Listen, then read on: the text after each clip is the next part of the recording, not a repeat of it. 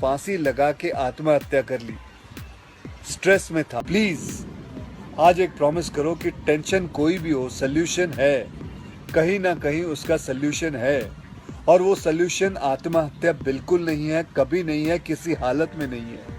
देखो, मैं कितना भी ज्ञान दे दूं, सोचना आपको खुद ही है कि आपकी जान आपकी सबसे कीमती चीज है। चाहे कोई भी बड़े से बड़ा स्ट्रेस हो लाइफ में, एक बार इमेजिन करो अपने माँ बाप की हालत अगर उन्हें पता चले कि तुमने अपनी जान ले ली है, खुदकुशी कर ली है। शायद आप सोच भी नहीं सकते कि उनको कैसा फील होता होगा।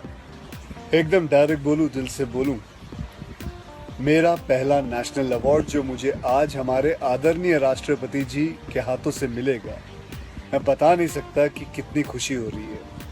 आपको पता है, जिस दिन इस नेशनल अवार्ड की अनाउंसमेंट हुई थी ना, उस दिन मैं अपनी माँ से बात करते हुए अपने बचपन का एक दिन याद कर रहा था, जिस दिन एग्जाम का रिजल्ट आया था और मेरे मार्क्स बिल्कुल अच्छे नहीं थे। आप लोगों से झूठ नहीं कहूंगा, मैं उस कक्षा में फेल हो गया था।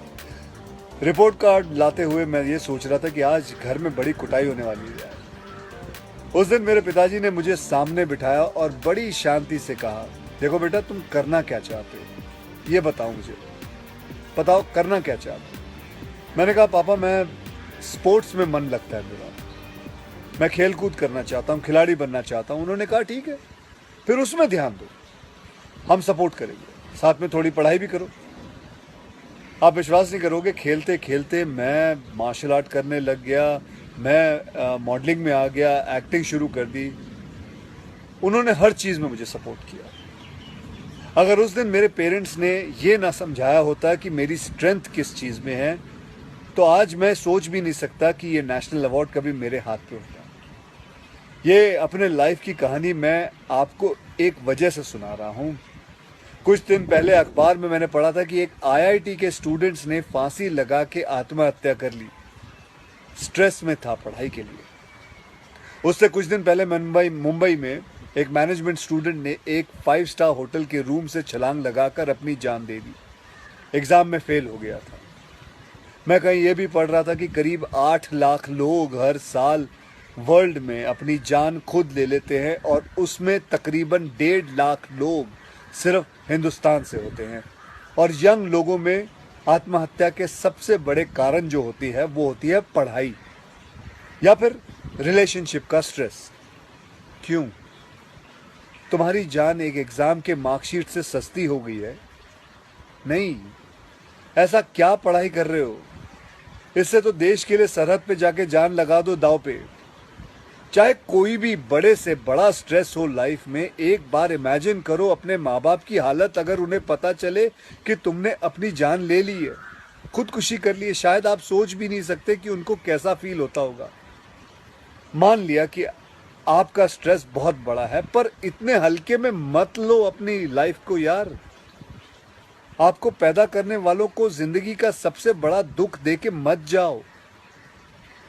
और पेरेंट्स से भी यही कहूंगा, यही पूछना चाहूंगा कि कहाँ गए वो ज़माना, कहाँ गया वो ज़माना जब आप लोग अपने बच्चों के साथ डिनर टेबल पे बैठ के बातें किया करते थे, पूछा करते थे कि कैसा चल रहा है, आपके दोस्त कैसे हैं, पढ़ाई कैसी चल रही है। आज आपका बच्चा आपको अपना स्ट्रेस कैसे बताएगा जब आप भी अपने फ़ोन में आंखें गाड़ के बैठे हो और आपका बच्चा भी फेसबुक पे फ्रेंड्स ढूंढ रहा है। ऐसा क्यों होता है कि जब बच्चे को हाथ पांव पे चोट लगती है तो आप फट से डॉक्टर को बुला लेते हो, लेकिन अगर उसे दिमाग में स्ट्रेस हो तो हम बस एक लेक्चर झाड़ देते हैं, कहते थे बेटा नो, थिंक पॉजिटिव बेटा, थिंक पॉजिटिव।